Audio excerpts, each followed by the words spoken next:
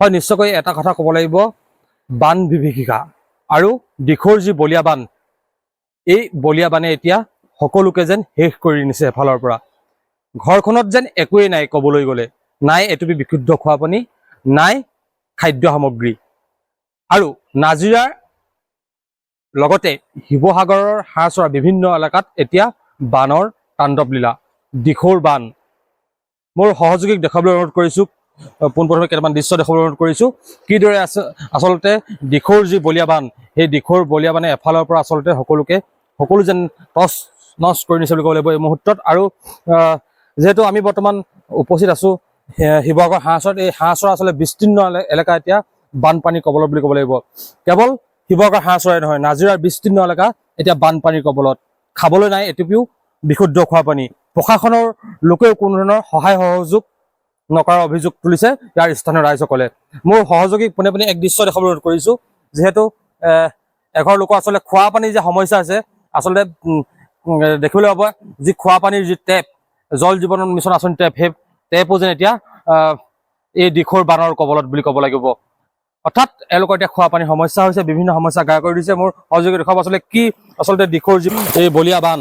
প্ৰবল সোঁতত যেন সকলো যেন উটি গৈছে বুলি ক'ব লাগিব এফালৰ পৰা খাদ্য সামগ্ৰীকে আদি কৰি বিভিন্ন ধৰণৰ সা সামগ্ৰী উটি গৈছে জীৱ জন্তুসমূহে আচলতে নিৰাপদ স্থান বিচাৰিছে আৰু ইয়াৰ যিসমূহ আচলতে এই গাঁৱৰ যিসমূহ স্থানীয় ৰাইজসকলে তেওঁলোকে ইতিমধ্যে নিৰাপদ স্থানত তেওঁলোকে আছে কিন্তু প্ৰশাসনৰ লোকে কোনো ধৰণৰ খবৰ ল'বলৈ অহা নাই আৰু প্ৰশাসনৰ ফালৰ পৰা যি আচলতে সহায়ৰ বাবে বানপীড়িত ৰাইজৰ সহায়ৰ বাবে যি আচলতে ফোন নম্বৰ মুকলি কৰিছিল সেই ফোন নম্বৰত ফোন কৰিও কোনো ধৰণৰ সহায় পোৱা নাই বানপীড়িত ৰাইজসকলে আমি ইয়াৰ স্থানীয় ৰাইজসকলৰ সৈতে কথা পাতিম দাদা কি ক'ব যিহেতু আপোনালোকৰ ইয়াত দেখা গৈছে বানৰ তাণ্ডৱ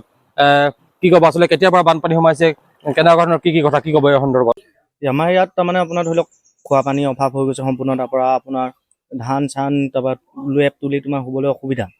ভাত পানী একো বনাব পেলাব পৰা নাই ওচৰৰ দোকান কেইখনমান আছিলে সেইখনৰ বস্তু বতি গ'ল যি পায় মানুহে বিস্কুট চিস্কুট সেয়া খালে এতিয়া সেই দোকানতো বস্তু নাইকিয়া হৈ গ'ল আৰু দোকানৰ পৰা বস্তু আনিবলৈ কোনো চৰকাৰ প্ৰশাসনৰ পৰা কোনো সা সুবিধা নাই বা কিবা এটা পানী বটল এটা হ'লেও খোৱা পানী আমিতো এতিয়া ইয়াত যোনবোৰ পানী উঠি গ'ল আমি সেইখিনি পানীটো কেতিয়াও খাব নোৱাৰোঁ ভাল চয় আমাৰ বিশুদ্ধ পানী লাগে বিশুদ্ধ পানী আমাক কোনো সুবিধা দিয়া নাই না কিবা নহয় কিবা এটা ঘৰ মানুহখিনিক চাবলৈ অহা নাই কোনো মানে গুৰুত্বই দিয়া নাই আমাৰ এইখনৰ লাটুম গাঁও কালিৰ পৰা হৈ আছে কালি আপোনাৰ ৰাতিপুৱাৰ পৰা ৰাতিটো মানুহ কেনেকৈ আছে কোনো একো গুৰুত্ব নাই নিজৰ মানে প্ৰশাসনৰ মানে কি কৰিছে কি নাই কৰা গম নাপাওঁ মাজতে কল কৰিছিলোঁ যিটো নম্বৰ সেইটো নম্বৰ না ফোন ধৰে না একোৱে নকয় ফোন ৰিচিভ নকৰে ফোনটো বাজি থাকে আৰু কেতিয়াবা ধৰিলেও কাটি দিয়ে ফোনটো কি কয় কি নকয় একো নাজানো একো সুবিধাই দিয়াহি নাই এতিয়া আমাৰ প্ৰশাসনৰ মানুহখিনি আহক আমাৰ যিখিনি মানুহ যেনেকুৱা সমস্যাত ভুগি আছে সেইখিনি মানুহ সা সুবিধা মানে যেনে হ'লেও অন্য একো নহ'লেও মানুহখিনি অন্ততঃ খোৱা পানীকণ আৰু সৰুকৈ হ'লেও কিবা এটা খোৱা ব্যৱস্থা এটা কৰি দিব লাগে